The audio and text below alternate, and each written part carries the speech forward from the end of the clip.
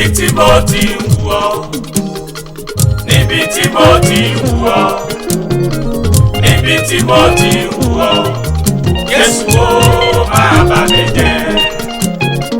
Níbi tí mo ti ń wù ọ́, níbi tí mo ti ń wù ọ́, níbi tí mo ti ń wù ọ́, Jésù ó máa bá mi jẹ́.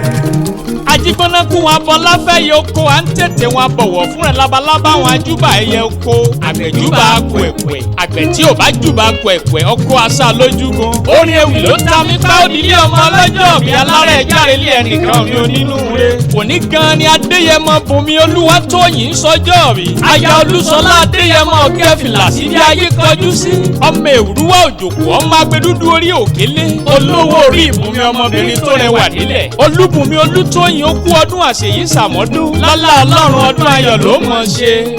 Happy Jubilee Day tó ń ṣe lọ́jọ́ òní. Ó kú ọdún Òrèǹtẹ̀ Àjíkẹ́. Ó kú ọdún ọmọ Ìlérò múmù lọ́gbẹ̀. Ó kú ọdún ọmọ Ìlérò ìyẹn nílé gbélé kalẹ̀ Àrẹ̀mú. Màmá Sárọ̀ Màmá Sálọ̀m ṣebí olólùfẹ́ rẹ̀ ọ̀wọ́n. Ìyẹn Olúṣọlá ṣe bó lókọ̀wé pè mí ń bò ń kẹ́lẹ́. Ọlọ́mọ aláṣẹ wá bá mi kìyàwó mi onínúure. Wá bá mi káya jẹ́jẹ́ èèyàn jẹ́jẹ́. Wá bá mi káya tó ń bá mi tọ́jú ilé tó tún ń bá mi tọ́jú ọmọ. Wá bá mi Kàjíkẹ́. Boko kéèpìnì boko kẹ̀kọ́ á ní kọ́kọ́ ó jẹ kọ́mọ ó jẹ. Aya tí dúró ti ní lọ́jọ́ ogun bá lé ní. Ó ní tí n bá táyé wá irú Olúbùnmi gan mo fẹ́ fẹ́ gẹ́gẹ́ bí aya. Ó kú ọdún abánimúlẹ̀ mọ́ dání. Ọkọ rẹ̀ kí ọ bí o ṣe. Olùbánidámọ̀ràn tí ò lẹ́lẹ́gbẹ́.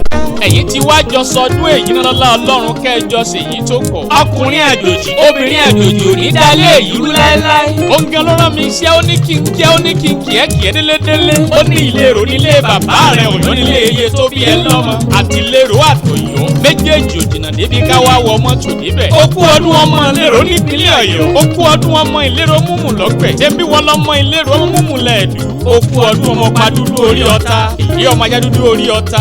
Olúwatóyìn ó kú ọdún ọmọ Olóró tó ṣòro. Ṣébí wọn lọ́mọ Olóró tó dùn gbọ́ngbọ́ngbọ́n. Ilé bàbá yín odidi ọjọ́ méje bẹ́ẹ̀ gbọ́dọ̀ jẹpo. Odidi ọjọ́ mẹ́fà bẹ́ẹ̀ sì gbọ́dọ̀ jẹyọ. Ilé bàbá yín ayaba Ìlérò tí mọ́jọ́ mẹ́sàn-án jàdé. Tóyìn ó kú ọdún ọmọ ọlọ́gọ́ta ẹ̀kọ́. Mo ní mẹ́wàá lèmi bùsàn. Ṣé mọ́gbọ́n mo wà mú? Mo ní mẹ́wàá tó kù ń kọ́.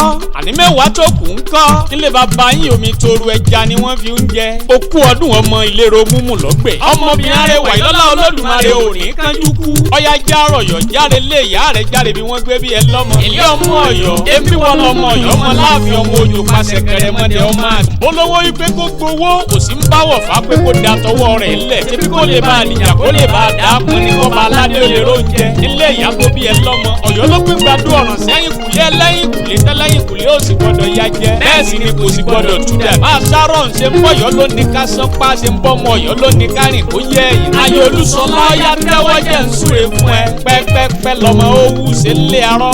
Jẹ́jẹ́ lọkọ́ gbó jẹ́jẹ́ làdágbó. Rìngún gbódù àwọn kì í kánjú kú. Lọ́lá Olódùmarè ò ní kú kíákíá. Lọ́lá Ọlọ́run ò ní kú rèwerèwe. Àgbẹ̀ ewu ni tí àdàgbà òun ní tòsí. Àgbórákòrò tìmí. Ọdọọdún làárọ̀ kú ọdọọdún làárọ̀ wùsà. Ọdọọdún làárọ̀ bì lórí àtẹkárí ẹ níre lọ́lá Ọlọ́run. Yẹ olólùfẹ́ rẹ̀ ọ̀wọ́n. Olúṣọlá Ọládélé Adéyẹmọ. Òǹgẹ́ ló ní kí n fèyí kí ẹ dédélé ọmọ aláṣẹ ló kọ tèmi. Bàbá yín tí ò ní bèjì ó ní ẹ̀rí bára wa ṣe ẹjẹ́ àjọsà.